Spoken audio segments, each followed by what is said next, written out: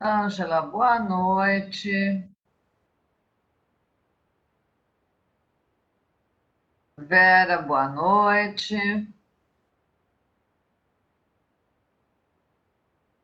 Raquel, olha, o Otávio está aqui conosco. Leia, Thaís, Karen, boa noite. Que bom ter você conosco. Juliana e Júlia. Olá, Judélia, boa noite.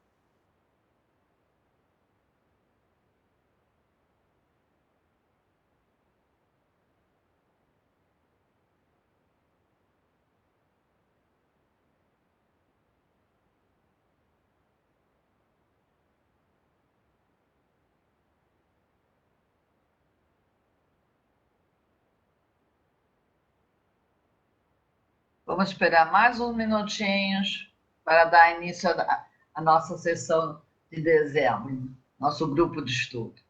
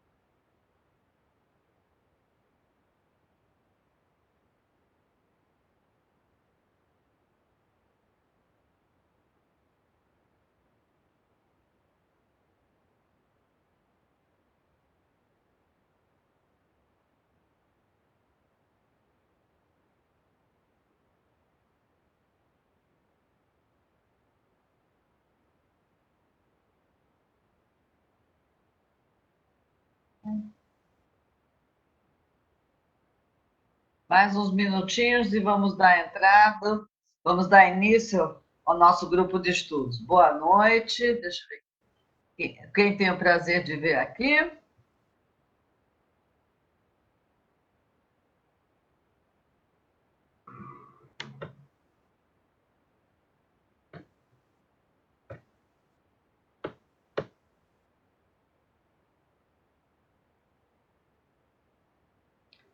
Ângela, Ana está conosco, boa noite. Carlos Alberto. Ô, Chantal, boa noite.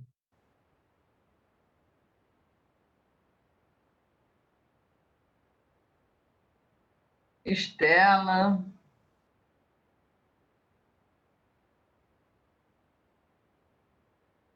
Isabela, boa noite. Liliane, bom ter vocês.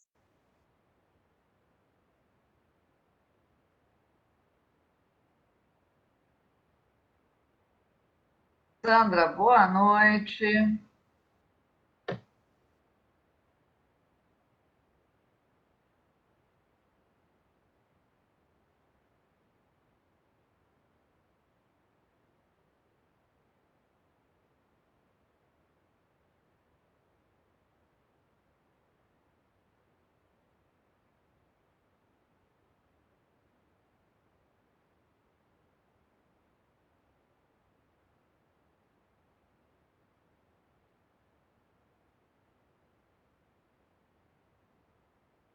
Boa noite.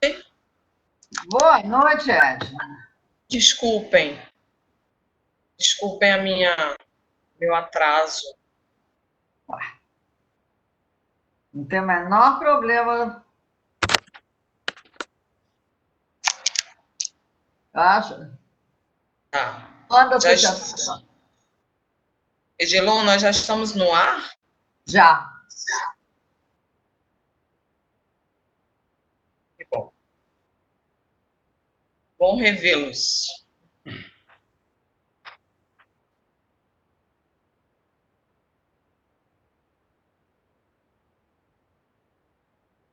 Edna, acho que a gente pode dar início, né? Desculpa, Mônica, eu estou te ouvindo. A minha internet está muito ruim. Fala novamente, por favor. Eu acho que a gente, em um minutinho, poderia dar início à reunião. Ah, tá. Porque é uma reunião um pouco mais longa. Ok. Deixa eu só ver.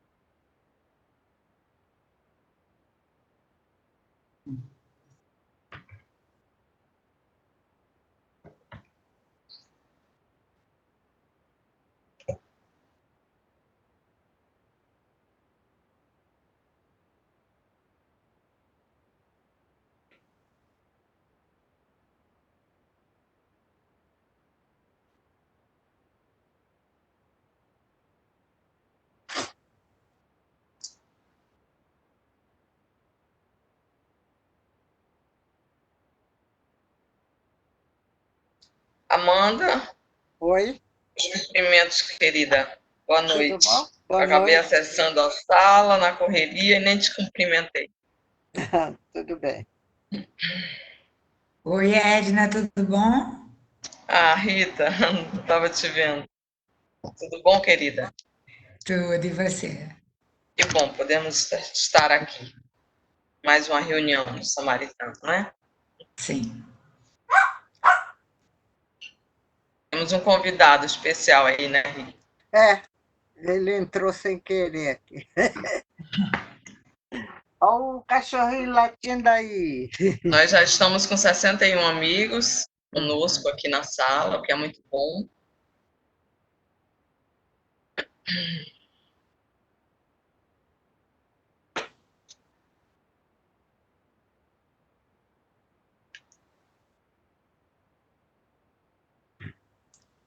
Boa noite, acho que podemos iniciar, né? Simbora. Ok, então. Boa noite a todos. É um prazer. Eu dou boa noite a todos e agradeço por estarem conosco em mais uma reunião da endocrinologia. Essa palavra a Mônica. Boa noite a todos. Eu quero agradecer a Edna, ao Edilon, ao Hospital Samaritano, que durante todo esse ano nos prestigiou com suporte às nossas reuniões da endocrinologia. E quero, em especial, fazer uma homenagem ao nosso querido amigo Ricardo, que nos deixou, lembrando que a última sessão clínica foi de diabetes, onde nós fomos convidados. Ele sempre foi a pessoa de alto astral. Então, Edilon, eu gostaria que você passasse o vídeo onde ele mostra o significado da vida. Por favor, Edilon.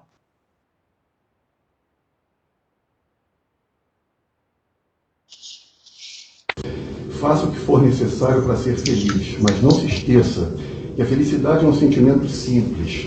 Você pode encontrá-la e deixá-la ir embora por não perceber a sua simplicidade. Tudo a ver com a saúde. Tudo a ver com a saúde. Todo mundo diz isso, né? Todo mundo diz que eu era feliz e não sabia.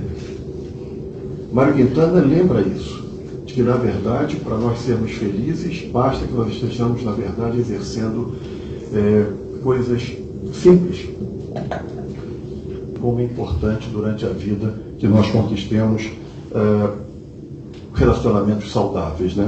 Então, na verdade, o Waldinger termina dizendo que Existem muitas conclusões no nosso estudo, mas o fundamental, que ouvimos uma vez ou outra, é que o importante para nos mantermos felizes e saudáveis ao longo da vida é a qualidade dos nossos relacionamentos. Então, só para pontuar pela terceira vez essa questão tão importante, né?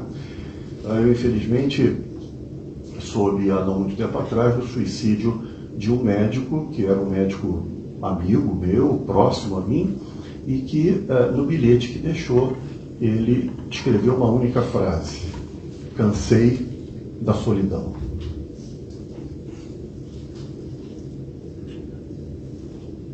Portanto, a solidão é algo que contribui extraordinariamente para a infelicidade. Nós devemos estar próximos de amigos, devemos frequentar reuniões como essas, devemos estar inseridos, na verdade, nas questões que envolvem a saúde e os relacionamentos ditos saudáveis. Você tem todas as chances de se tornar mais feliz se você expressa gratidão. São linhas de pesquisas em neurociências. Elas estão transcorrendo há 20 anos. A segunda é que nós devemos cultivar o otimismo.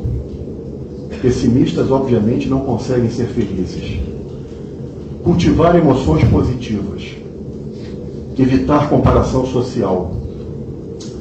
Praticar atos de caridade traz uma enorme felicidade. Desenvolver relações sociais de amizade, como o estudo de Harvard disse. Sejam o menos solitários possíveis. Desenvolver relações amorosas eficazes, portanto legítimas. Sofre-se muito com relações amorosas ilegítimas. Feliz ou infelizmente. Aprender a perdoar. Não há nada que lhe garanta uma infelicidade constante. Ter raiva de alguém. Essa é uma garantia para você jamais conseguir se sentir feliz. Não perdoar um pai, não perdoar um irmão, não perdoar um amigo, independente da circunstância. Extrair lições das adversidades, porque elas vão acontecer durante a vida. Manter estado de fluxo criativo, o chamado flow. É aquilo assim, você gosta de dar aula, gosta de preparar aulas, gosta de preparar sessões como essa, faça isso. Faça isso todo dia, toda hora. Mantenha o estado de fluxo criativo. Veja aquilo que você gosta de fazer e faça, faça, faça e faça. É o flow. Saborear as pequenas alegrias da vida. O aniversário de um filho. Estabelecer objetivos de vida com significado. Desenvolver a espiritualidade, se ele tem outros problemas. Saúde hoje, pela Organização Mundial de Saúde, é um bem-estar biopsicossocial e espiritual. E, finalmente, algo que o Domênico, durante a vida inteira, estimula, mas veja que interessante, fazer exercícios físicos regulares. Quem aqui, mesmo com preguiça de ir a uma academia de ginástica ou fazer um determinado exercício, não percebeu que ao final daquela ida à academia, depois daquela 1 hora, a pessoa se sente renovada.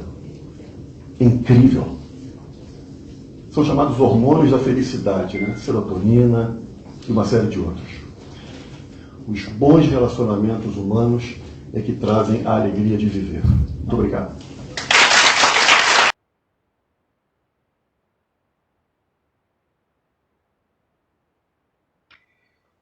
É bom.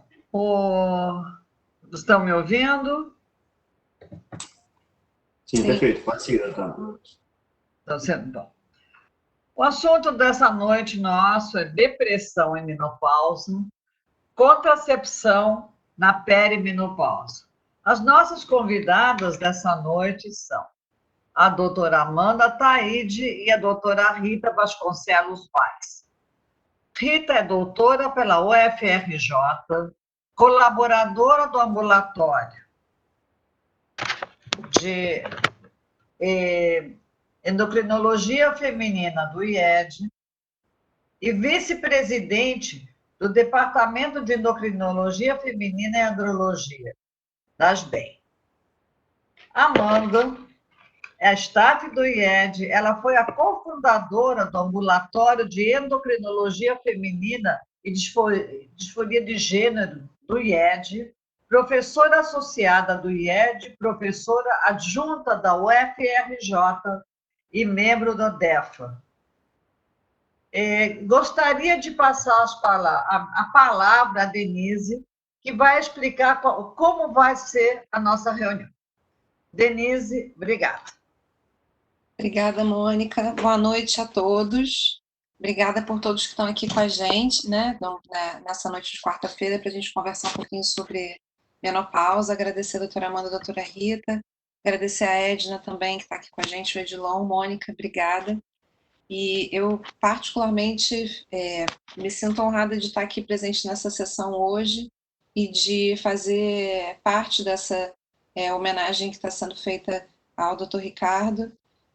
Acho que esse vídeo é um vídeo muito feliz, porque mostra muito da mensagem que ele quis passar para todos nós, né? Enfim, eu confesso até que me falta um pouco de palavras. A gente tem tido um ano, enfim, particular, né?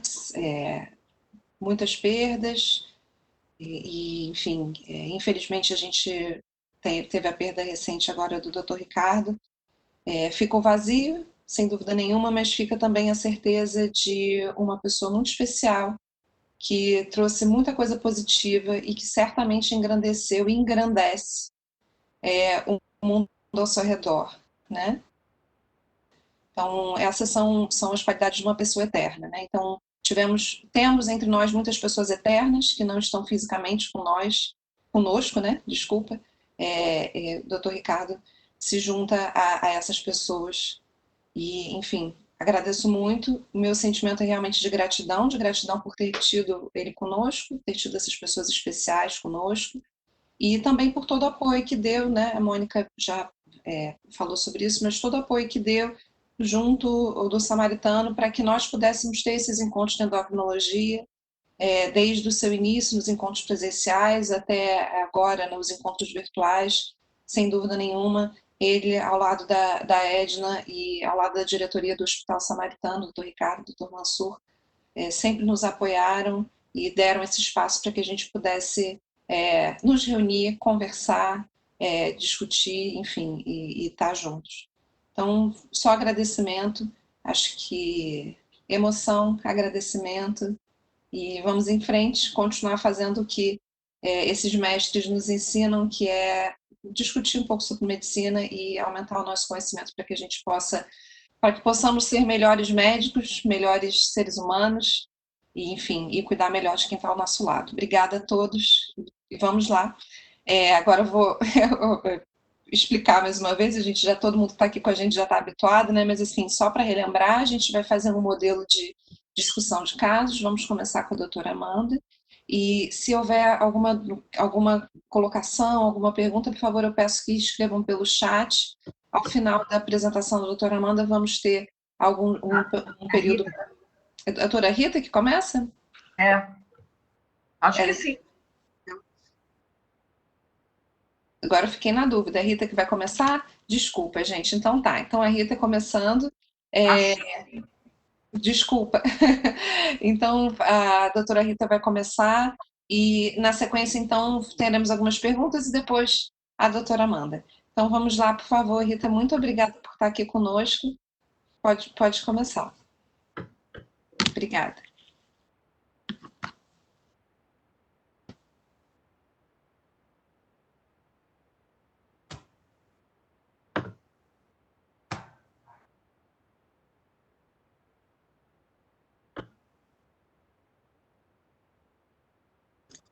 Vocês estão me ouvindo? Sim, estamos sim. Estamos vendo também o seu slide. Está em modo apresentação, né? Ok. Boa noite, pessoal. Boa noite a todos, colegas. E obrigada pelo convite, Denise e Mônica. Eu também fiquei muito emocionada com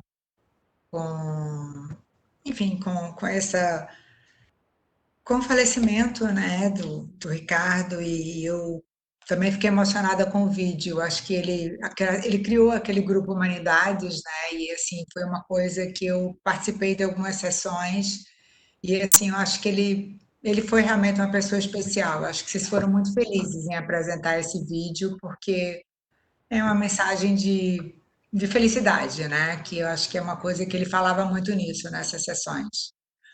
Mas então, vamos então ao meu tema, que é depressão e menopausa.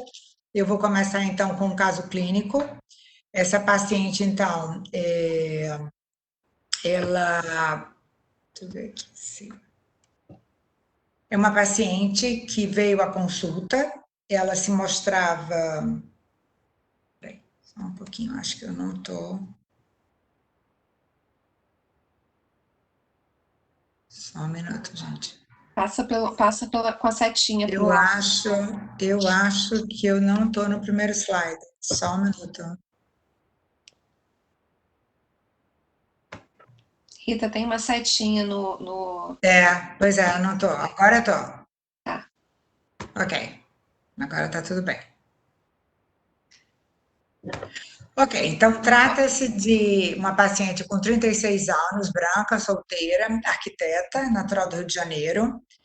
Ela, na verdade, me procurou para um check-up endócrino e aí me falou que ela tinha uma tireoidite Hashimoto, que ela vinha sendo acompanhada desde os 15 anos e que de 7 anos para cá ela tinha tido uma perda de peso e tinha ondas de calor importantes.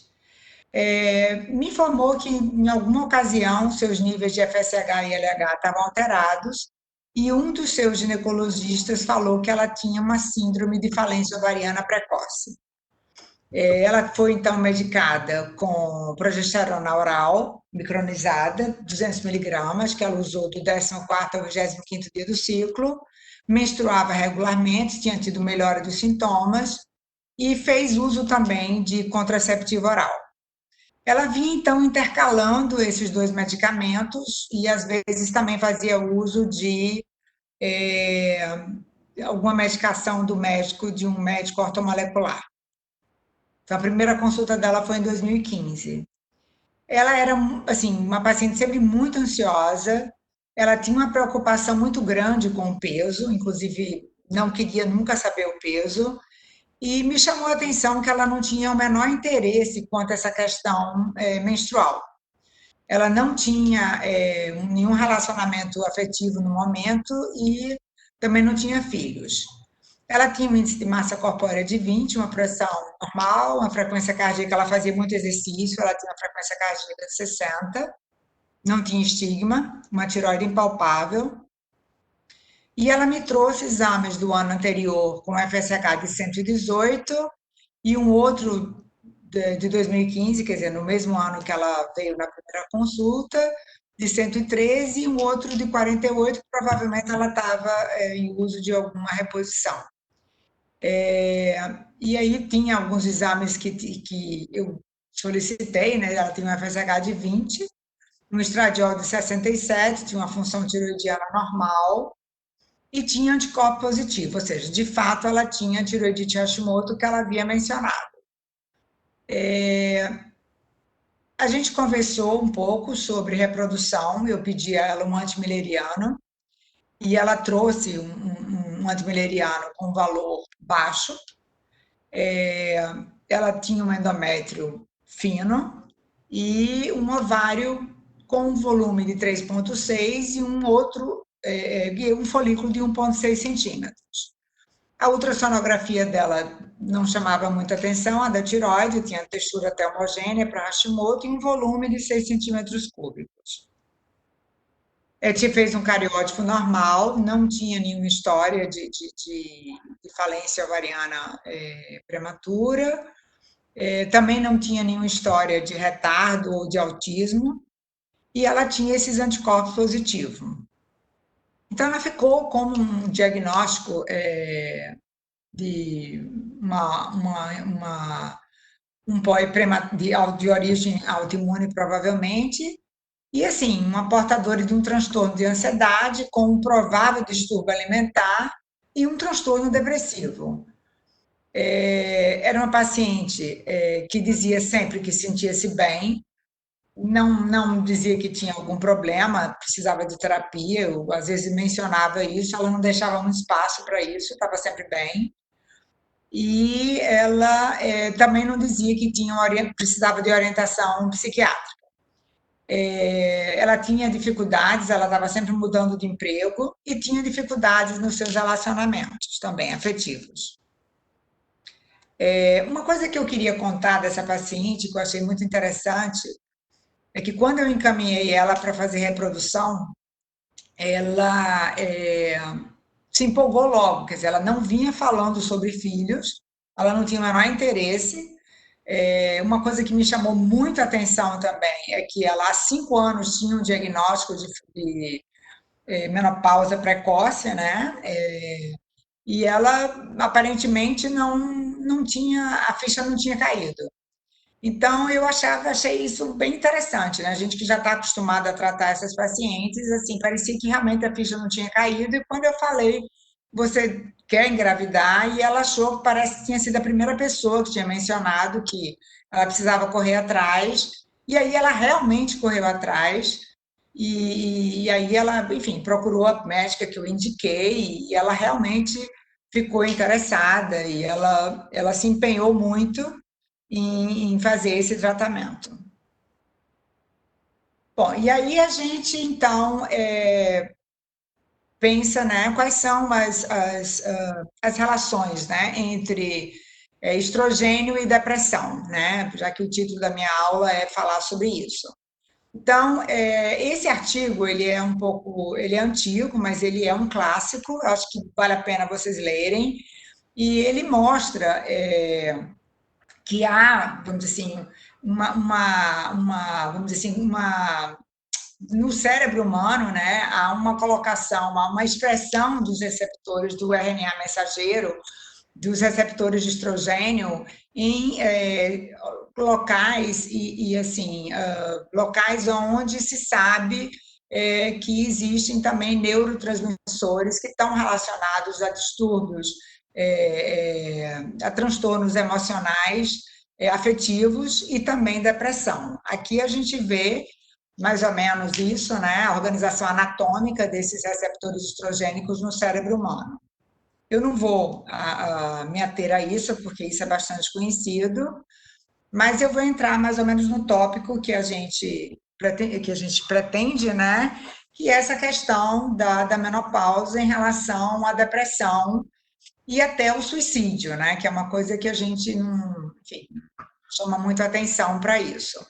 Então, assim, isso foi uma editorial da revista Menopause e, assim, chamou atenção porque o número de suicídios no período após menopausa é um pouco maior, e aí a gente tem que estar atenta, já que nós somos profissionais que tratamos a menopausa. Então, eu acho que o objetivo um pouco dessa sessão é chamar atenção nas pacientes, no transtorno de depressão das pacientes, em função da queda do estrógeno que a gente observa na pós-menopausa. Então, assim, o suicídio é um problema de saúde pública, ele é muito pouco compreendido, ainda é a 14ª causa de morte, né? E ele é mais comum em mulheres. Quer dizer, na verdade, não é o suicídio que é mais comum em mulheres, é a tentativa de suicídio. Os homens, vamos dizer assim, eles tendem quando eles tentam um suicídio, eles conseguem, né? Porque eles usam métodos mais, enfim, eles usam arma de fogo, enfim, então os homens conseguem, as mulheres tentam mais, mas assim, elas usam mais outros métodos e muitas vezes ficam na tentativa de suicídio, mas é muito mais elevado do que os homens. E aí, se a gente pensar, né, há quanto tempo se sabe disso? Então, é muito antigo, né? O próprio Hipócrates já dizia que era a doença das donzelas, e ele chamava de útero errante. E ele dizia que a função menstrual era a causa de loucura e tormento nas mulheres. Então, se a gente olhar aqui, esse artigo de 96, a gente vê que assim, vários autores já chamavam atenção para que havia um espectro de hipoestrogenismo, que varia desde a tensão pré-menstrual até a menopausa. Então, assim, é importante a gente ficar de olho, né? Assim, ver como as mulheres que têm TPM, em geral, são mulheres que vão ter depressão pós-parto e talvez, e provavelmente, uma depressão pós-menopausa, e que isso está ligado à queda do estrógeno. Né? Então, essa é a hipótese de que seria uma queda a nível, uma queda importante, né, que a gente vê no pós-menstrual, no pós-parto e após a menopausa. Então, estaria relacionada à queda do estrógeno. E assim, esse estudo também, ele está relacionado mais ao comportamento dos suicídio, né, e o ciclo menstrual. Então, parece que há uma associação, né, conforme eu falei, de suicídio não fatal, né, mais a tentativa, né, e que há, então, essa interação entre o sistema serotoninérgico e o estrogênio. E que isso há um mecanismo, né, entre o estrógeno e o sistema serotoninérgico. Então, assim, essa aula eu apresentei para o grupo do DEFA e foi muito. A gente ficou pensando nisso porque vocês conhecem a Endonews, né? Que é o grupo do Alberto. E assim, ele colocou esse artigo e na época se comentou muito, né? Porque além de mostrar que havia um quadro de depressão, parecia que havia um medo da morte, né? Então, esse artigo mostrou que, de fato, a depressão pós-menopausa ela deve ser avaliada, né? Quer dizer, a gente tem que perguntar para as mulheres, não tem que esperar que as mulheres falem que estão deprimidas, mas e que isso é um problema de saúde pública, quer dizer, a gente tem que, vamos dizer assim, avaliar essas pacientes antes mas essas pacientes nesse estudo que foi mostrado agora, é um estudo de 2020, não há medo da morte, quer dizer, há uma depressão, mas não está relacionada a medo de morrer. Então, assim, houve, então, quais são os fatores psicossociais que estão associados à perimenopausa, né, que podem contribuir a esses sintomas. Então, há toda uma preocupação já, então, isso aqui já faz parte de um estudo que foi feito e para a gente tentar já questionar essas mulheres e a gente já, vamos dizer assim, tentar identificar quais as mulheres que vão precisar ser tratadas enfim, encaminhadas para o psiquiatra, né?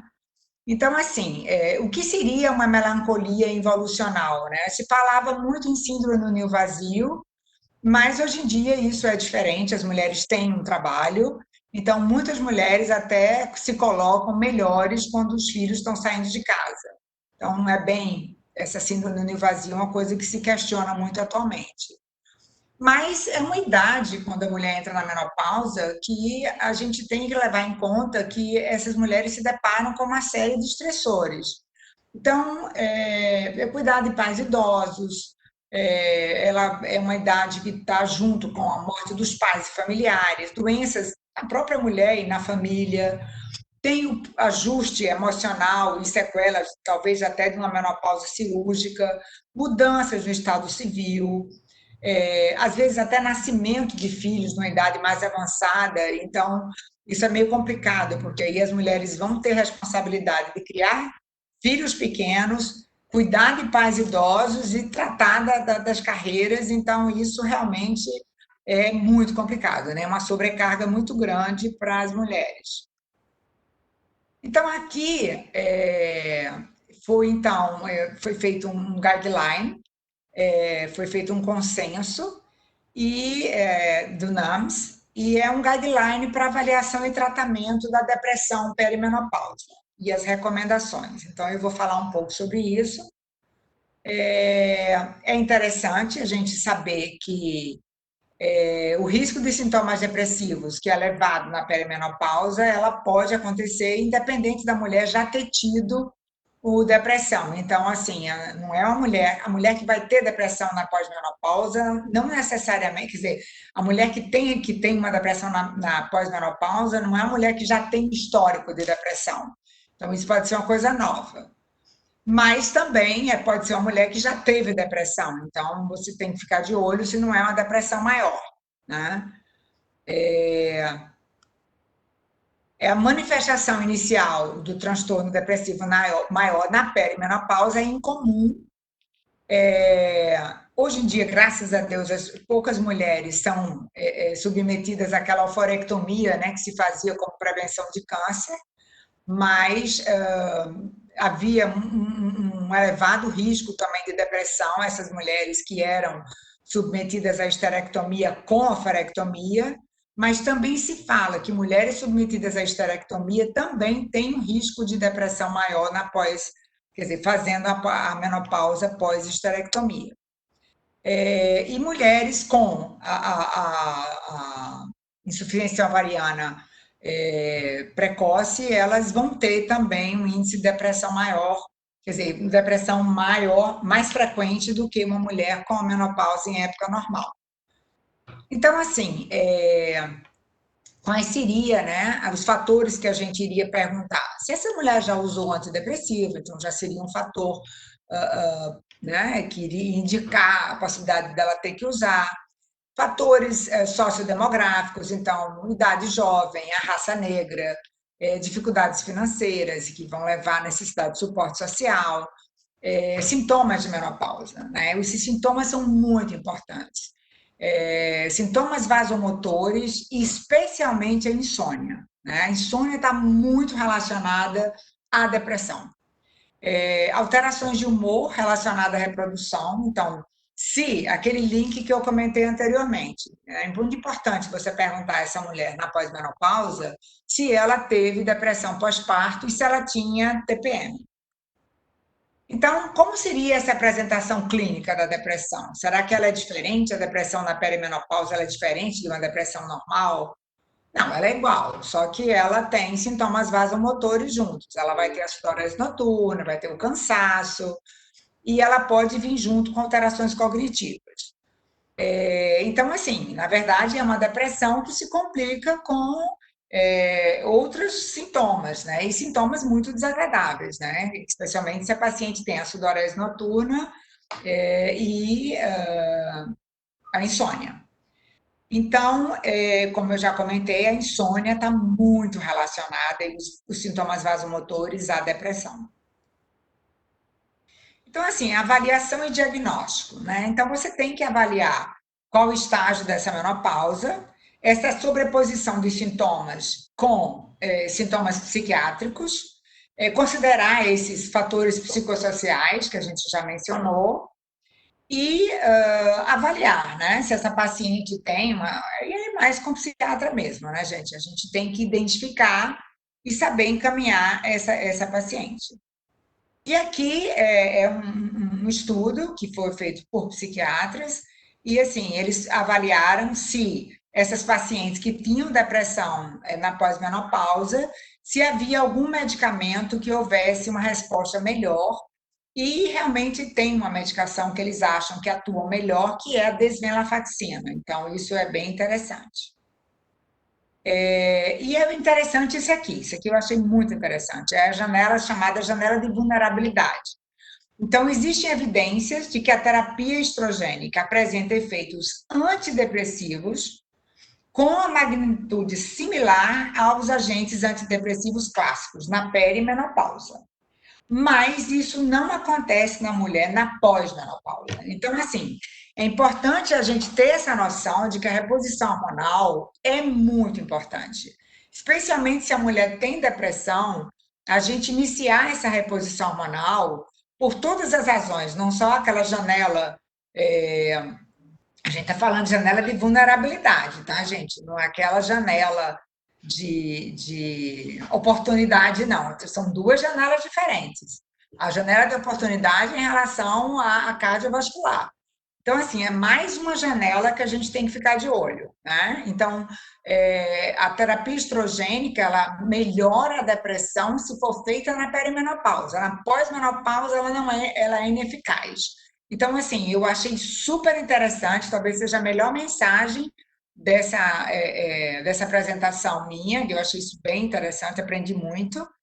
Então, assim, eu acho que a gente tem realmente que identificar essas mulheres para a gente poder tratá-la na hora certa, né? Então, assim, existem evidências de que a terapia estrogênica ela melhora o humor e a sensação de bem-estar.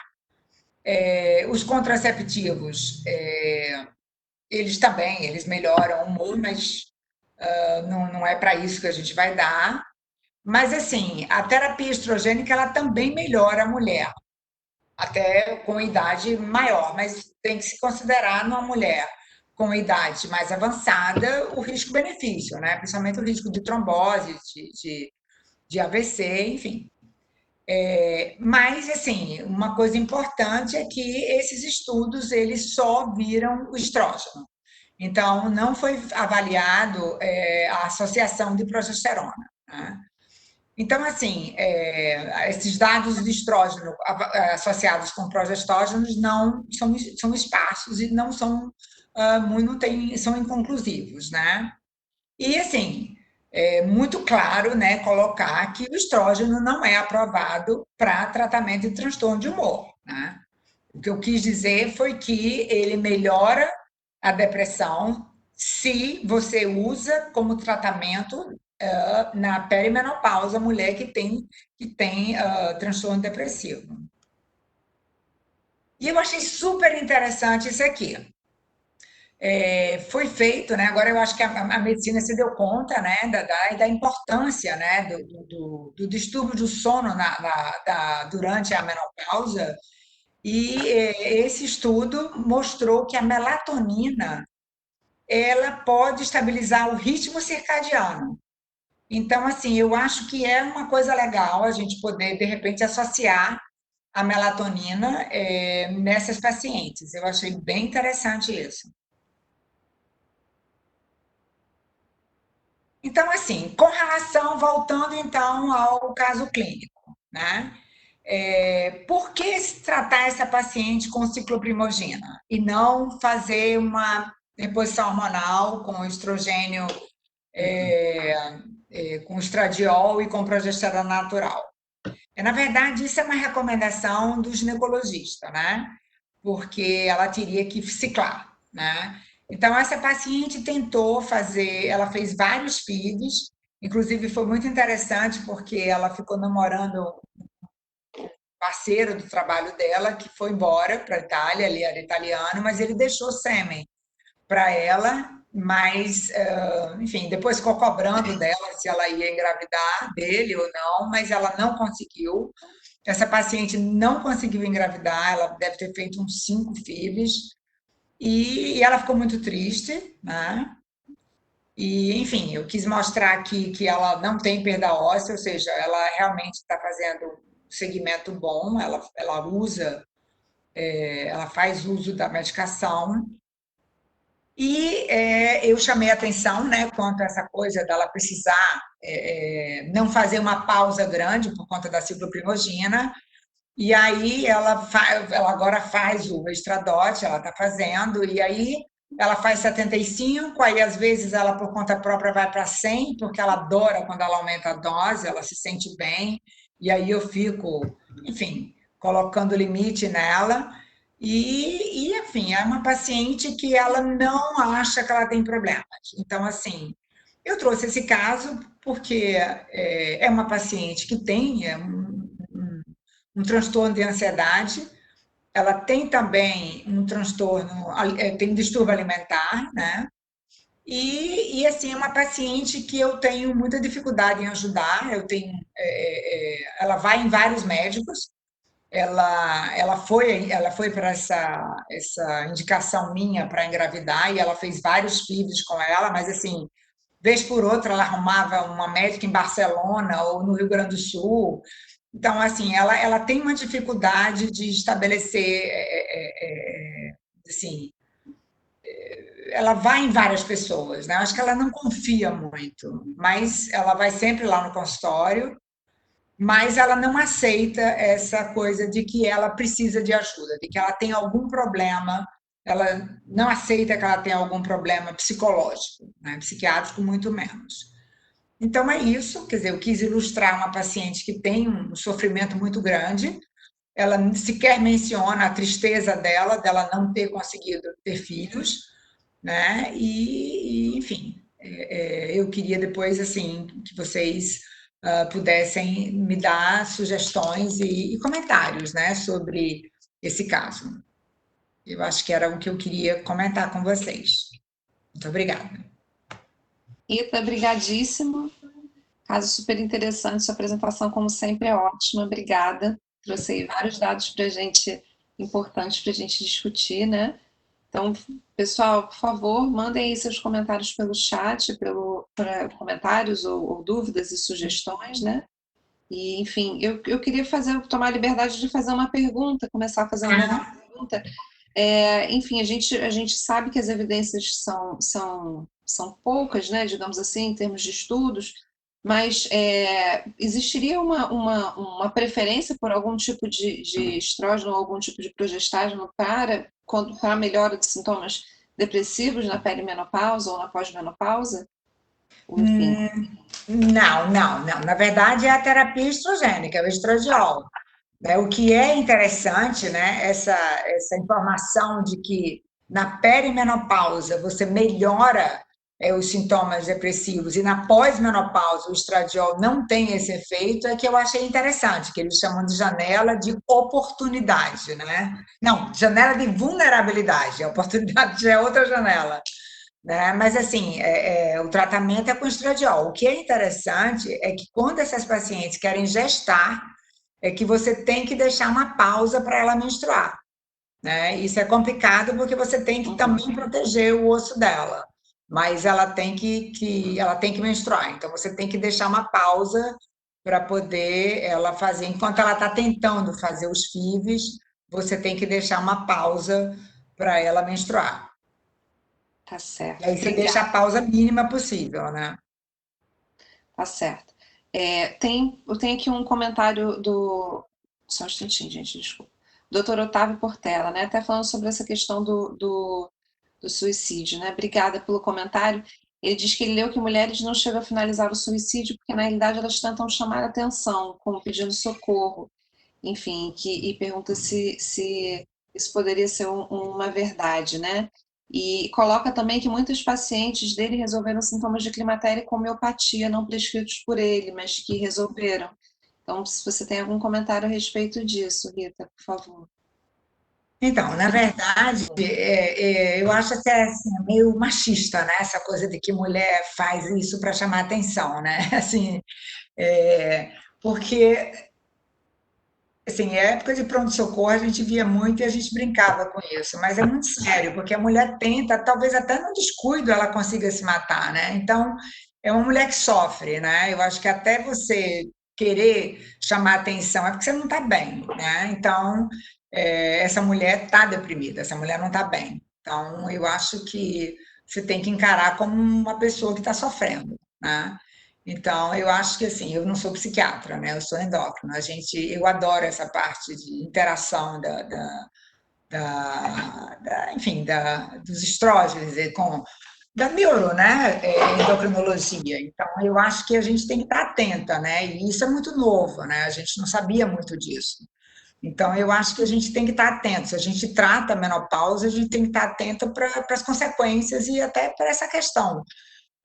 Mas eu acho que, assim, com relação a tratar com homeopatia, eu sou alopata, né? Então, assim, a sociedade, o DEFA, na época dos fitoestrogênios, a gente se colocou que não havia nenhum estudo, né? E que, portanto, o fitoestrogênio era um CERM.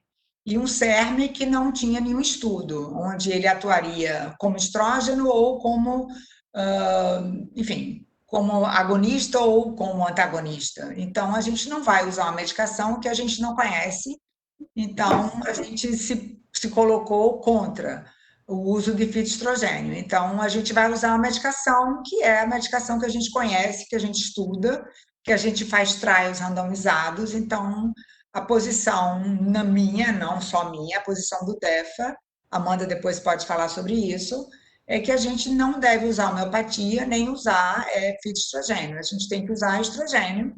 E se a gente não pode usar estrogênio, a gente vai usar inibidor de recaptação, a gente vai usar, enfim, a gente vai ver qual a situação que precisa ser tratada, mas a gente vai usar alopatia, né? Obrigada, Rita. Obrigada, doutor Otávio. Ele está aqui colocando que ele leu sobre isso, que não é o que ele pensa. E obrigada por ter trazido esse assunto aqui para a gente, porque é importante a gente discutir essas questões mesmo, né? Continuando aqui o comentário, uma pergunta aqui da Tânia Mazuco, né? Obrigada pela aula. E ela também pergunta aqui em relação ao progestágeno, né? Você falou muito bem que seria o estrógeno que estaria associado à melhora dos sintomas depressivos, mas ela questiona se o progestágeno poderia reduzir o efeito antidepressivo do estradiol. Então, como os estudos todos foram feitos só com estrógeno, né? Não se sabe, né? Os estudos com progesterona associada são escassos. Mas, assim, a gente tem usado o mínimo de progesterona possível, né? Então, assim, cada vez mais a gente procura usar a progesterona intravaginal, ou então o DIU, Mirena, ou agora o Claena que chegou. Então, assim, tentar usar menos progesterona, né? Então, essa é a ideia, até por conta da mama também, mas, assim, eu acho que a gente tem que proteger o útero. Então, eu acho que cada mulher tem um esquema que você tem que individualizar. Então, acho que não tem essa preocupação de não usar progesterona porque não vai melhorar enfim, a depressão, né? Depressão, eu acho que a gente é endócrino, né, gente? O que eu quis mostrar nessa aula é que a gente tem que estar atento, porque já que a gente atende essa mulher, a gente tem que saber, tem que estar atento se ela tem uma depressão para mandar, indicar para o psiquiatra. A gente não vai tratar depressão, quem trata depressão é psiquiatra, né? Mas, assim, a progesterona tem que ser usada se a paciente precisar, independente se vai ou não atrapalhar esse tratamento com a depressão, né? Obrigada, Rita. Uma pergunta aqui da Mônica Timóteo. A janela de oportunidade da perimenopausa vai até quando a mulher não menstrua, mas com a progesterona cíclica?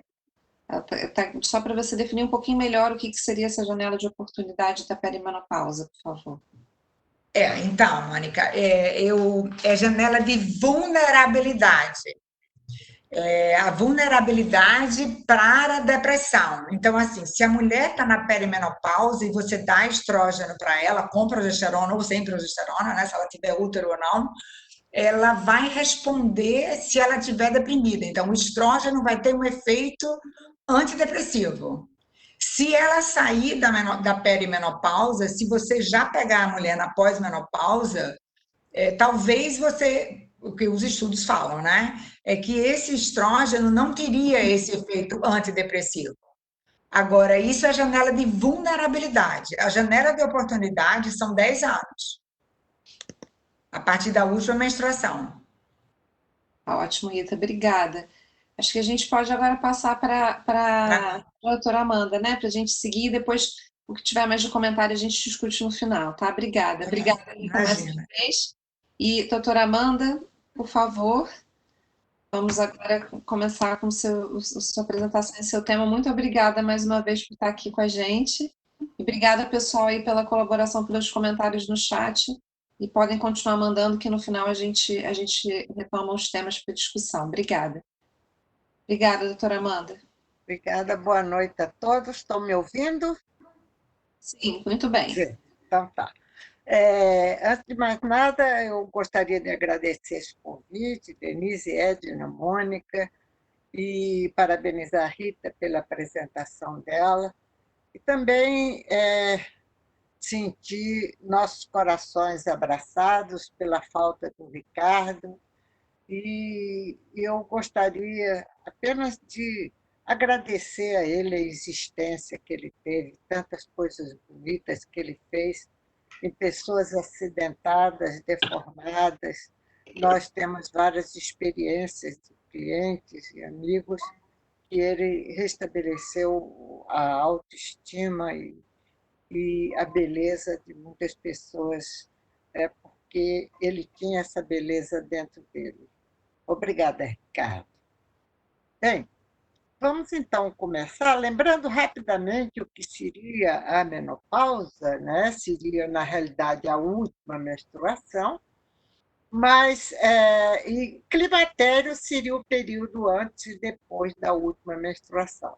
Mas o termo já está sendo utilizado na maioria médica, maioria leiga, a gente já utiliza menopausa para esse período pré-última menstruação e pós-última menstruação. Pode ter uma duração de 40 aos 65 anos, a instalação é gradual, sintomatologia varia muito em qualidade e quantidade, e a última menstruação ocorre em torno dos 48, 50 anos de idade.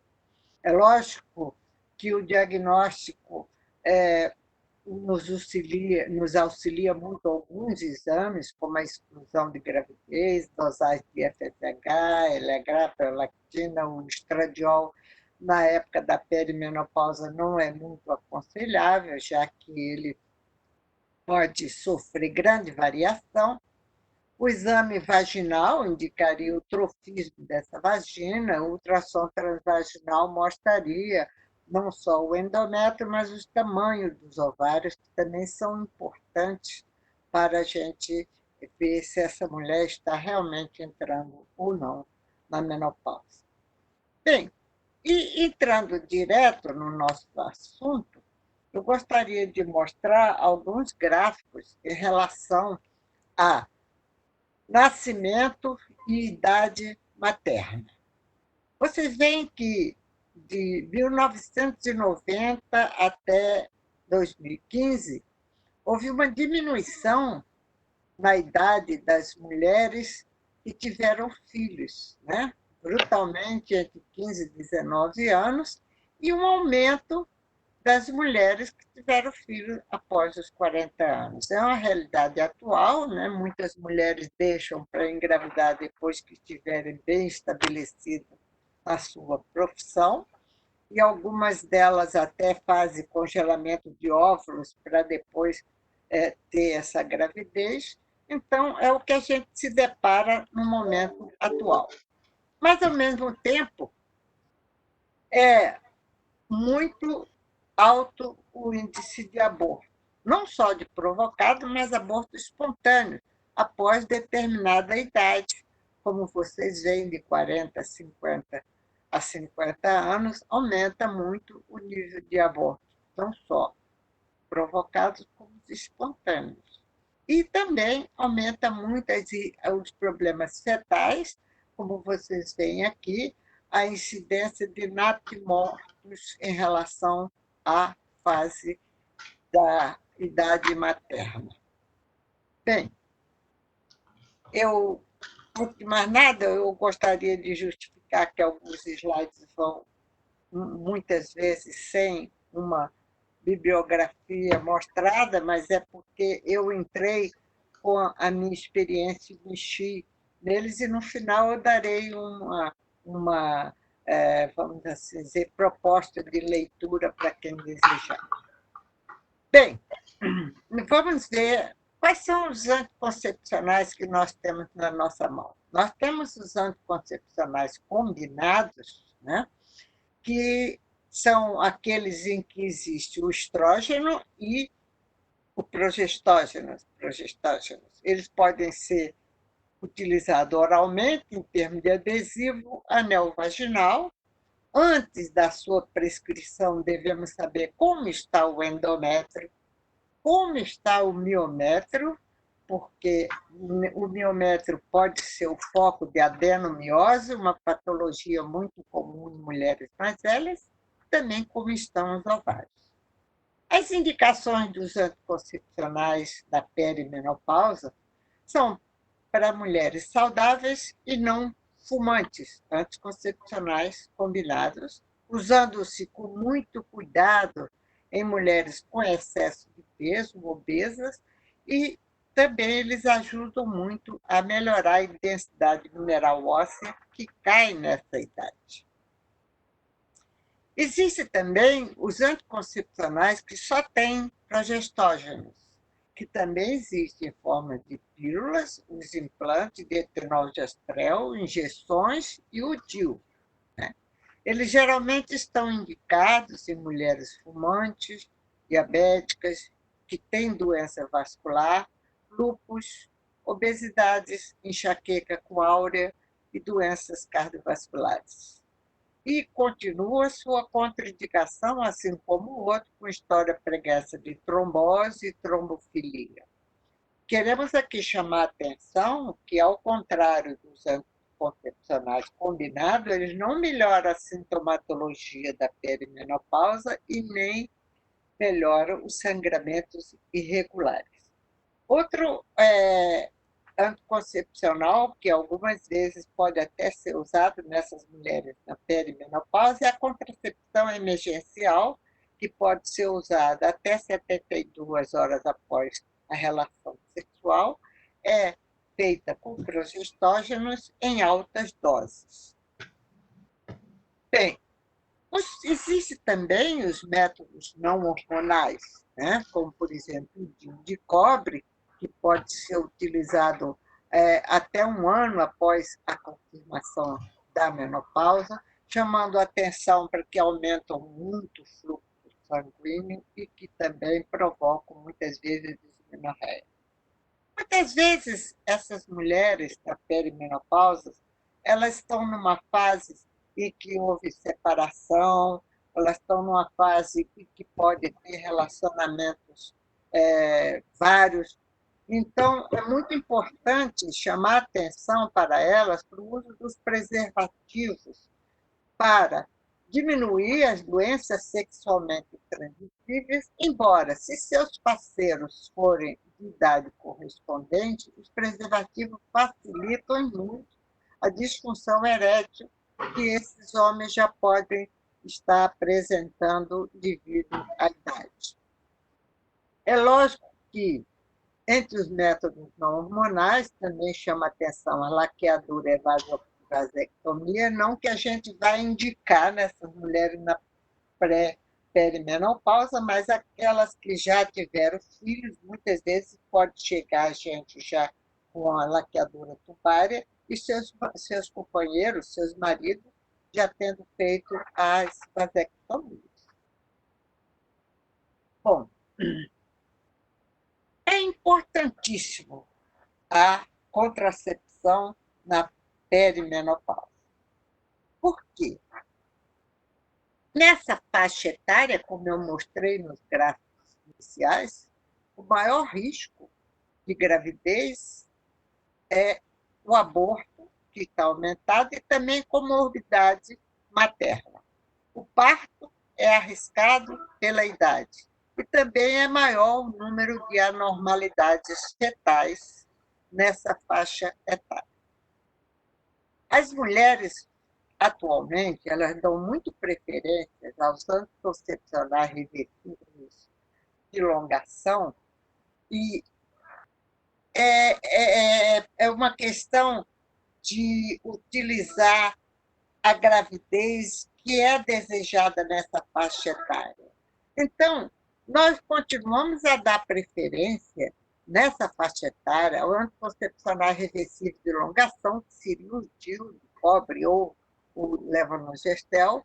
Os anticoncepcionais utilizados, orais, combinados, devem ser de baixa dosagem, ou então anticoncepcionais não orais.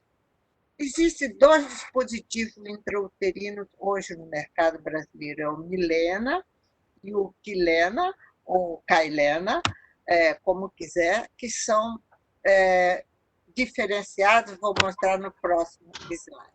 Em casais já com filhos, laqueador e vasectomia facilita muito essa fase da pré-perimenopausa.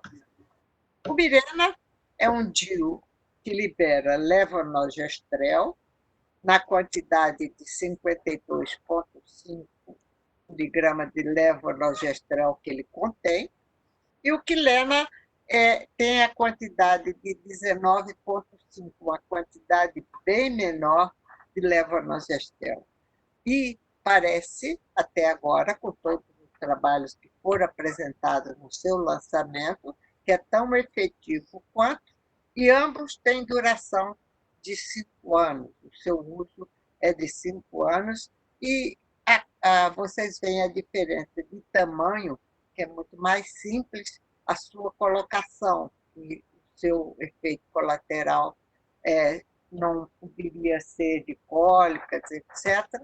Eles podem promover uma diminuição brutal do sangramento e muitas vezes até em amenorreia, sendo mais comum a amenorreia com Mirena do que com uma dose mais baixa de levonorgestrel. Considerando algumas coisas sobre anticoncepcionais. Os anticoncepcionais combinados, eles aumentam o risco de acidente vascular cerebral, é sabido isso. E esse risco tem que ser somado mais a idade da mulher, quando ela faz o uso desse anticoncepcional, se ela é tabagista, hipertensa, obesa, e se tem enxaqueca com áurea. Mulheres climatéricas, na faixa etária de climatérica, têm mais fenômenos tromboembólicos arteriais e venosos. Daí, nós darmos preferência a uma dose menor de etilil estradiol nas anticoncepcionais combinados, e a progesterona, que deve conter esses anticoncepcionais, é o levonorgestrel, noretilindona. Por incrível que pareça, são progestógenos androgênicos, mas, ao contrário de outros, como a drosperinona, por exemplo, não aumenta o risco de fenômenos tromboembólicos. E a drosperinona, existem milhões de trabalhos que mostram que ela realmente aumenta o risco de fenômenos tromboembólicos. Bom, os anticoncepcionais são importantes para controle de outros sintomas, não apenas se evitar a gravidez. Por exemplo, nessa fase de perimenopausa, as mulheres têm mais leiomiomas e também adenomiose, que aumenta na 4ª e 5ª década de vida, dando sangramentos irregulares e cólicas. Outra coisa que também é muito comum na perimenopausa, a gente sabe que dos 2 hormônios secretados pelo ovário, o que primeiro falta é a progesterona. Então, a mulher na perimenopausa, ela tem uma produção de estrogênio sem a oposição da progesterona.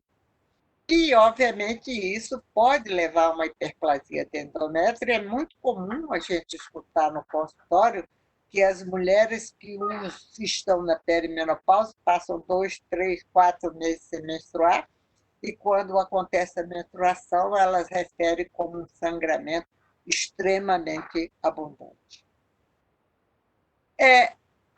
Para isso, nós devemos, então, usar os anticoncepcionais com doses baixas de estrogênio. Além de ter o progestógeno ser mais androgênico, nós devemos ter uma dose baixa de estrogênio, como, por exemplo, etilil estradiol, usá-lo até a dosagem de 30 microgramas por dia.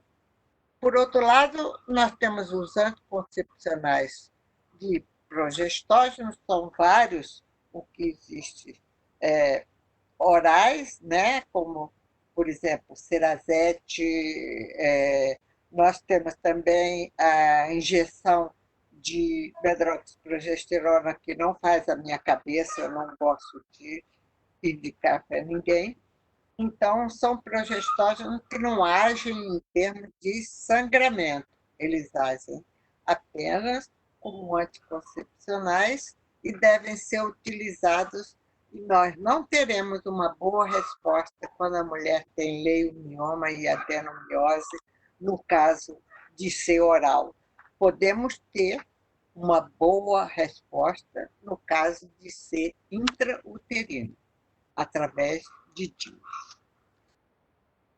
Bom, em termos de planejamento familiar, nós sabemos que temos que diminuir o risco de gravidez nessas mulheres na perimenopausa. E a preferência são os DIUs, de preferência DIUs com levonorgestrel. Anticoncepcional, só com progestógenos, ele tem menos risco de doença cardiovascular. Podemos também usar, sim, os anticoncepcionais dito combinados, com uma dose pequena de etililstradiol ou uma dose do próprio estrogênio nosso natural, que seria o 17-beta-estradiol. Existem pílulas no mercado que, em vez de etililstradiol, já tem 17-beta-estradiol.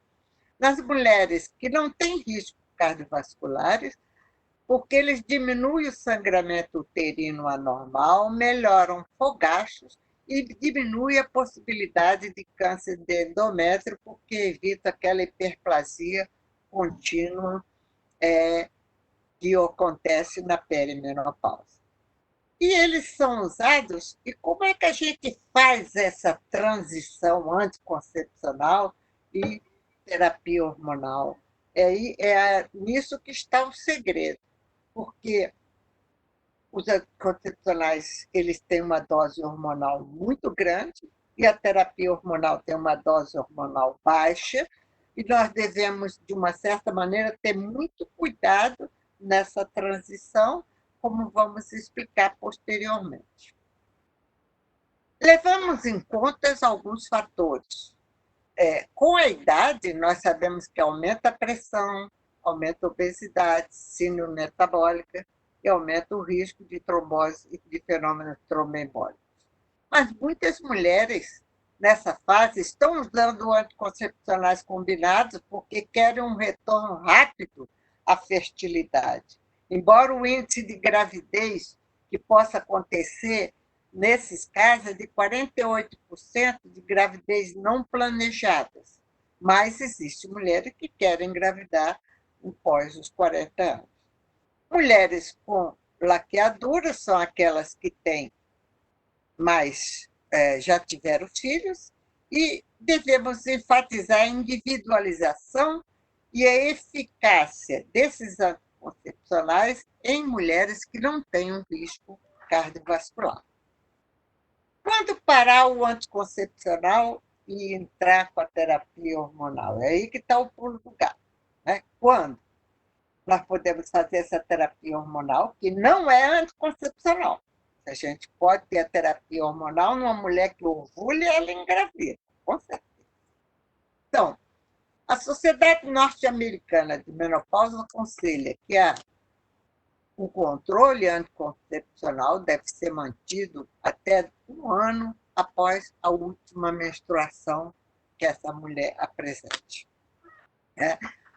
O uso de anticoncepcionais, a mulher chega aos 45, 50 anos usando o anticoncepcional, a falta de menstruação, nem os sintomas que ela não apresenta, a gente não pode dizer se essa mulher está ou não na menopausa. Não se pode determinar que é a falta de menstruação e ela tenha sintomas, porque ela está usando o hormônio. Então, não vai ter mesmo, ou se tem amenorreia, é a amenorreia da pílula, e os sintomas ela não apresentam mais. Alguns autores aconselham que, com mulheres com mais de 50 anos, utilizando anticoncepcionais progestógenos, deve-se dosar o FSH. Se ele estiver acima de 30, é porque essa mulher já está infértil. O NIH já aconselha que deve-se fazer 6 semanas de intervalo para dosar em FSH.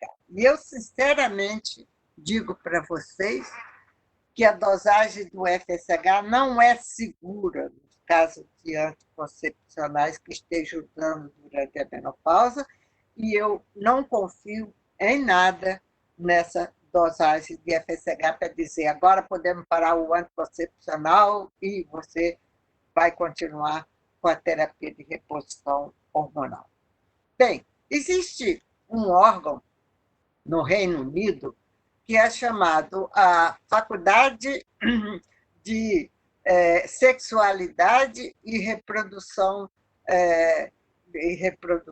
que promoveu um guideline para contracepção em mulheres após os 40 anos de idade, o que eu achei de muito bom senso.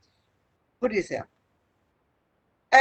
geralmente, após os 55 anos de idade, a gente pode interromper os anticoncepcionais, iniciar a terapia de reposição quando você pega uma mulher que já está tomando o anticoncepcional. Né? Se bem que, em termos de saúde, aconselha-se a diminuir a retirar o anticoncepcional e o uso de medroxiprogesterona injetável, por exemplo, aos 50 anos, porque são anticoncepcional de combinados de medroxiprogesterona tem os seus efeitos colaterais. Mas eu diria que, no caso do DIU de cobre, também devemos continuar 1 ano com ele após a última menstruação.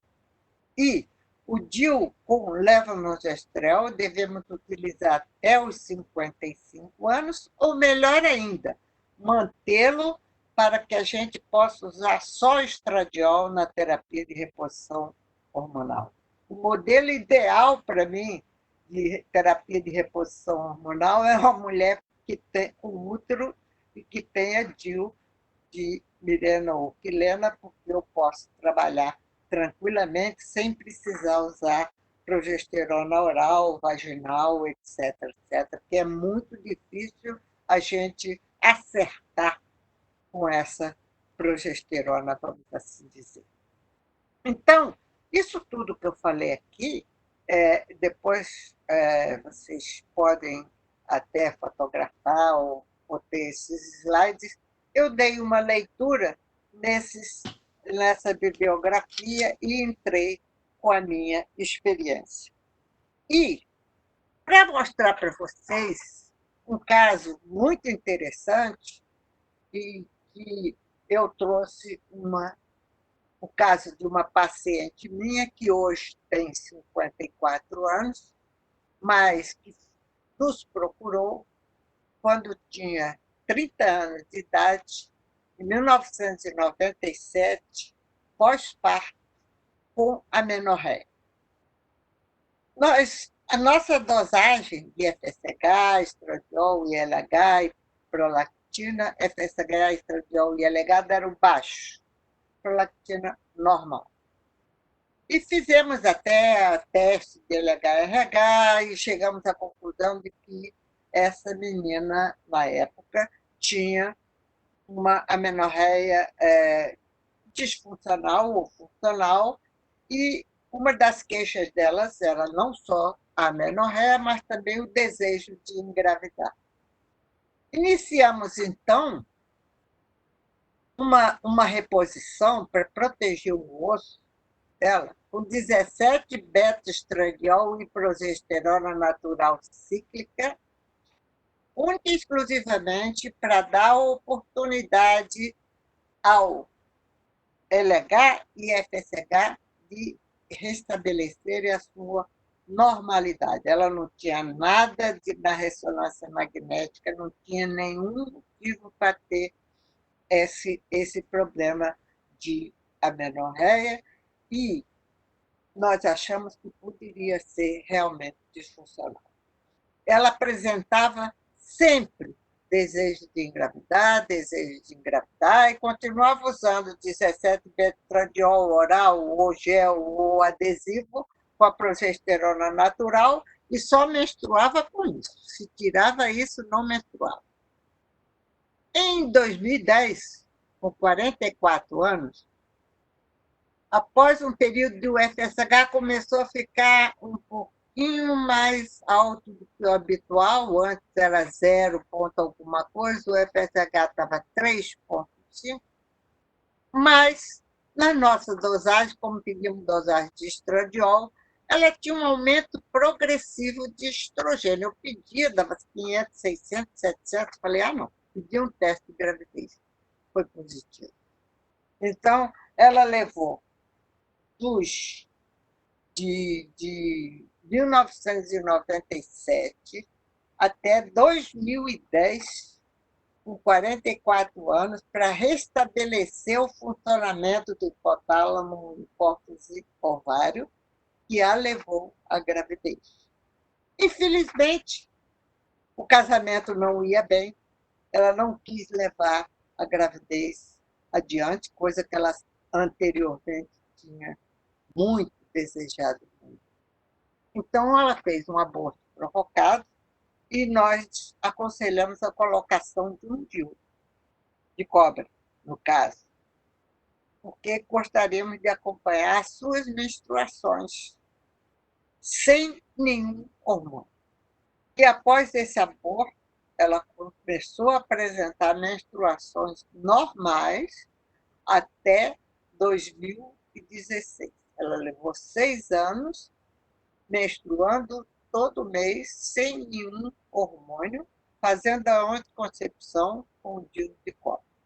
Até que, em 2016, ela passou a apresentar uma irregularidade menstrual, o FSH começou a subir, chegando a 41,9. Nessa fase, ela não menstruava mais, mas eu mantive o DIU de cobre ainda por 1 ano e dei a terapia hormonal com 17 beta-estradiol e progesterona natural cíclica.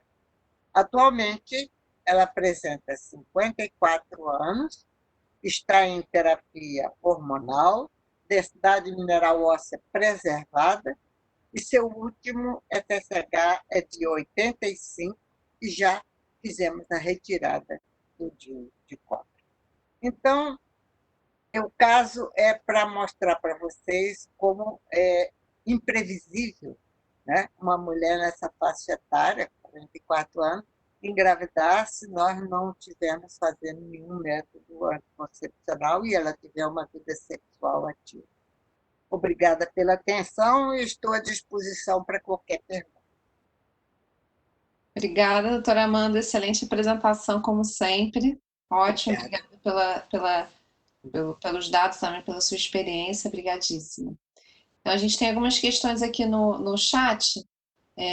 Uma delas é que a Andréia está perguntando por que evitar o uso de progesterona na perimenopausa? Você podia falar um pouquinho sobre isso, por favor? Não é evitar o uso da progesterona. Nós temos, inclusive, podemos utilizar anticoncepcionais à base de progesterona, como o Cerazette, por exemplo. Mas, nessa fase, nós não vamos, com o Cerazette, evitar os sangramentos irregulares e nem os sintomas, porque essa mulher tem alguns picos de falta de estrogênio. É melhor a gente usar um anticoncepcional cíclico, e até mesmo, muitas vezes, quando não há necessidade de anticoncepção, nós fazemos progesterona cíclica, para que essa mulher menstrue todo mês e evite-se a hiperplasia do endométrio. Obrigada. A Yolanda está aqui, fez um comentário dando parabéns para vocês duas, para a Rita e a Amanda, pelas excelentes exposições, e perguntando qual seria o anticoncepcional que você recomendaria em pacientes com diabetes, e também colocando o que você acha da reposição de progestágeno somente durante 12 dias a cada 2 ou 3 meses.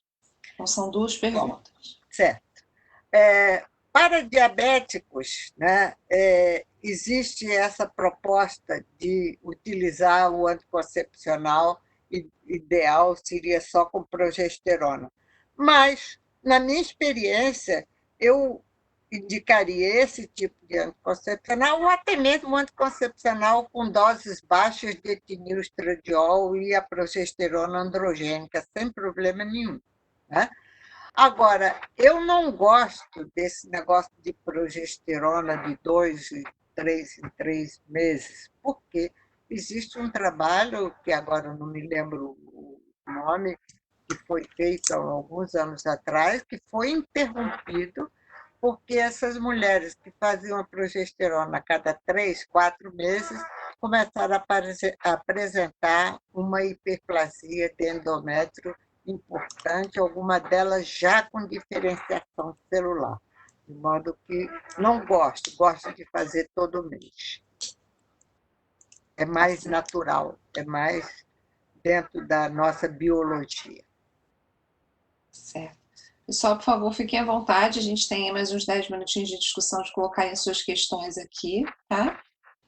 Eu vou voltar aqui a um assunto também do caso anterior, que a Lisanca tinha colocado um comentário. Obrigada, Lisanca, eu acabei me passando desapercebido com relação à questão da ideação suicida, né, que é comum nas mulheres, não necessariamente o suicídio propriamente dito, e diz que eles têm um estudo que eles fizeram no Instituto Fernandes Figueiras também, colocando essa como uma variável, né, da ideação suicida que a gente precisa estar atento, né?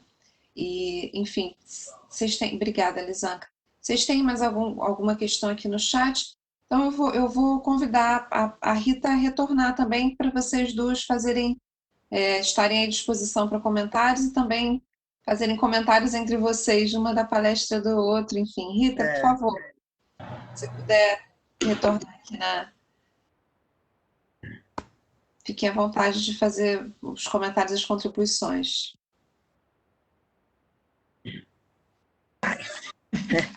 Rita, Lisanca está te perguntando, depois a gente discute. Não, é que eu acho que eu não fui muito feliz quando eu falei que era meio machista essa colocação da mulher. Não foi nada pessoal. Mas assim, é que sempre falam, né, que a mulher está sempre com chilique, mas assim, eu tenho uma irmã psiquiatra, então ela sempre, quando eu brinco com isso, eu brincava, né? E aí ela dizia, não, a mulher, ela tenta mais, mas um dia ela consegue. Então, assim, você tem que levar a sério, né? Então, assim, essa história de mais tentativa realmente é verdadeira, né? A mulher tenta mais e o homem, quando tenta se matar, ele usa mais arma de fogo. São coisas mais drásticas, né? Porque o homem é mais agressivo. Enfim, o homem tem mais armas e, enfim, ele tenta meios mais violentos.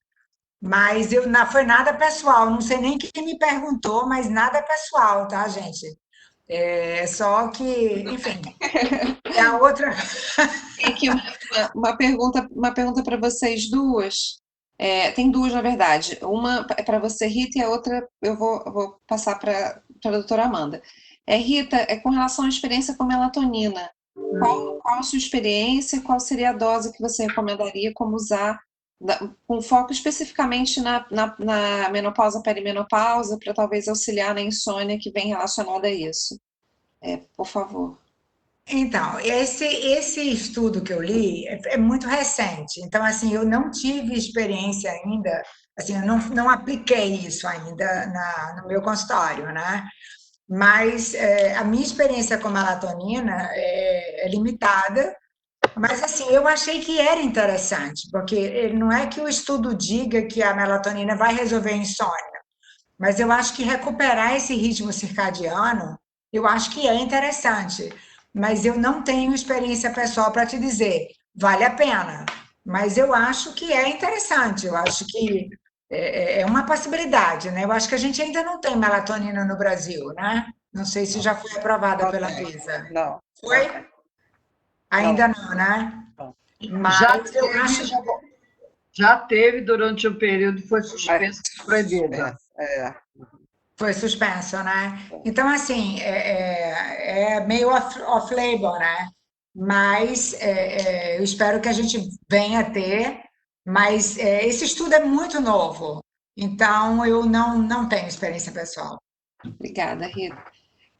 Uma pergunta, então, para a doutora Amanda, por favor. Os adesivos com estradiol da Mônica Timóteo. Os adesivos com estradiol e noristirena têm uma boa indicação na menopausa? Bom, não. Por quê? Nós estamos falando de duas coisas completamente diferentes: anticoncepcional e terapia hormonal. No anticoncepcional, a dose é alta para bloquear a gonadotrofina mesmo, e, consequentemente, bloquear a ovulação.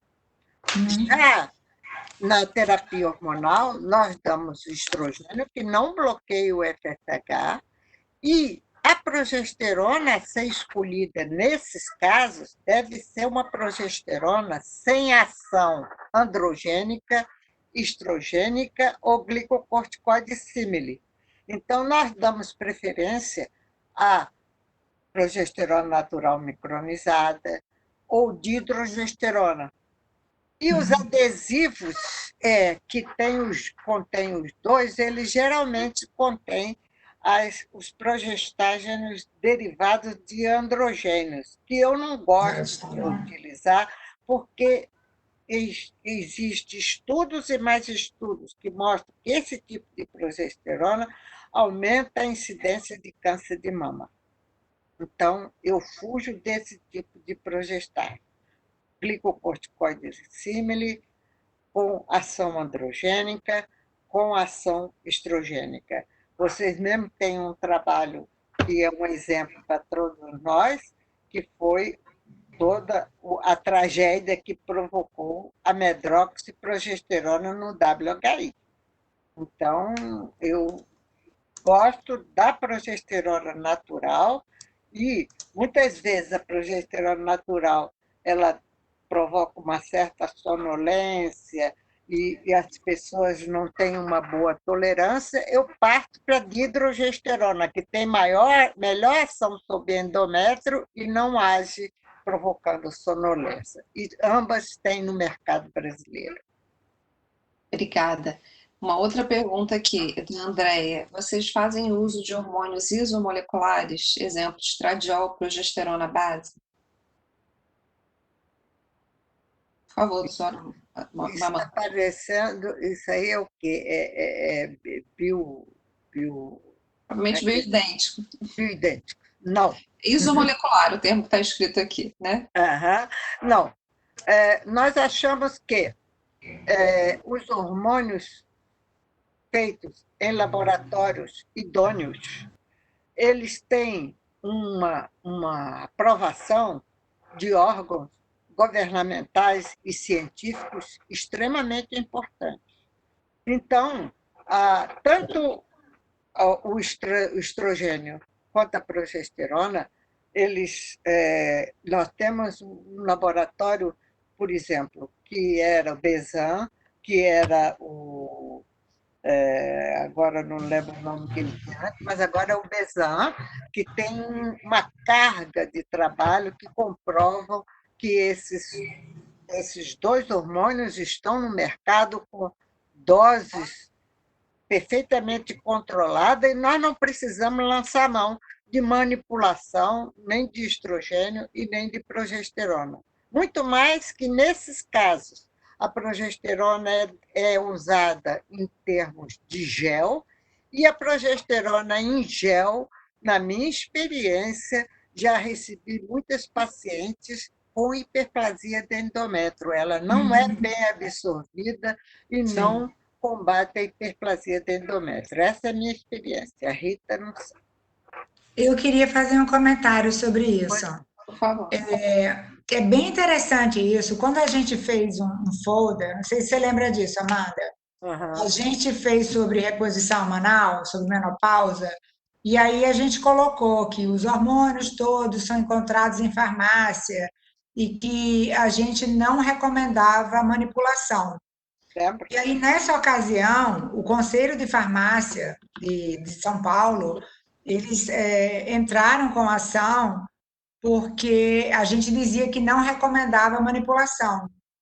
E aí a gente se defendeu justamente mostrando que no mundo inteiro ninguém recomenda manipular hormônios, porque os hormônios são muito difíceis em termos de purificação, de você saber exatamente se tem qual é a quantidade que está ali, porque a concentração é muito difícil de você aferir. Então, assim, a pureza daquele hormônio, a procedência daquele hormônio. Então, assim, há uma recomendação geral de que se você não tem um hormônio fabricado, controlado por um órgão fiscalizador, que você não manipule. Isso é tão interessante que se vocês virem esse posicionamento global de repouso da testosterona, eles recomendam até usar a testosterona usada para homem para não recomendar manipulação, né? Porque nos Estados Unidos eles não podem recomendar manipulação. Então, assim, o ideal é evitar a gente manipular e evitar bioidêntico. E Agora, tanto posso que responder uma pergunta? Diga.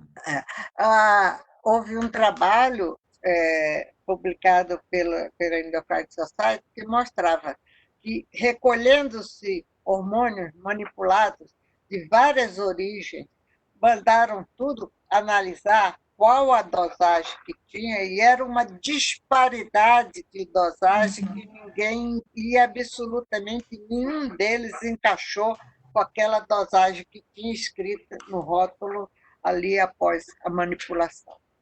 Continua.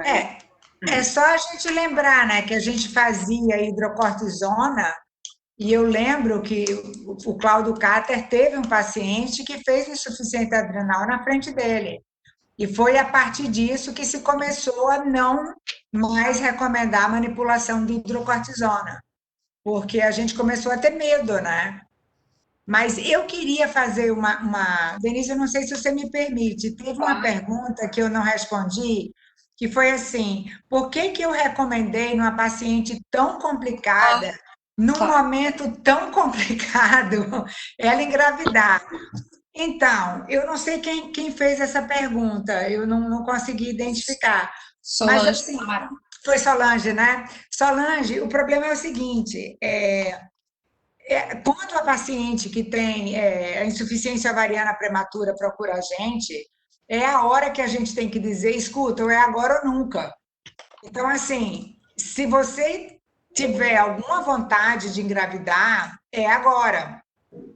E aí, quando eu falei isso para a paciente, ela disse, eu quero, pelo amor de Deus. Então, foi por isso que eu simplesmente coloquei a possibilidade, eu não falei, vai engravidar, eu coloquei essa possibilidade. E a gente tem que colocar, porque assim, ela não tem mais, ela já nem tinha mais folículo, né? Tanto que ela não conseguiu nenhum crescimento folicular. Mas é nesse momento que a gente tem que propor, né, Amanda? Você quer comentar sobre isso, Amanda? Incidência de doenças genéticas, a incidência de comorbidades maternas, tudo desaconselha a gravidez nessa faixa etária. Mas na insuficiência ovariana precoce, nós ainda temos a possibilidade de fazer a inseminação com doação de óvulos. E, por si só, já facilita muito o conceito de não ter problema. Agora, a mãe tem que ter um acompanhamento importante para evitar as comorbidades da gravidez, como diabetes gestacional, é muito mais frequente depois de determinada idade, por exemplo. Doutora Amanda, você quer fazer suas considerações finais, por favor? Depois eu vou passar para a Rita para fazer as considerações finais também, para a gente encerrar. Por favor, doutora Amanda, suas considerações finais.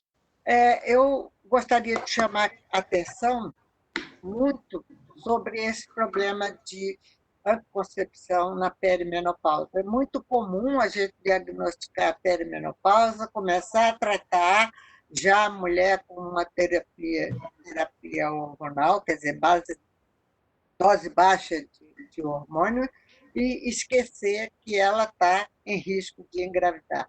Todas essas mulheres devem ser investigadas e devem ser perguntadas quais as suas chances de gravidez, e só então nós devemos começar a tratar essas mulheres. É muito importante evitar gravidez nessa faixa etária, como vocês viram, a incidência de problema tanto para a mãe quanto para o feto.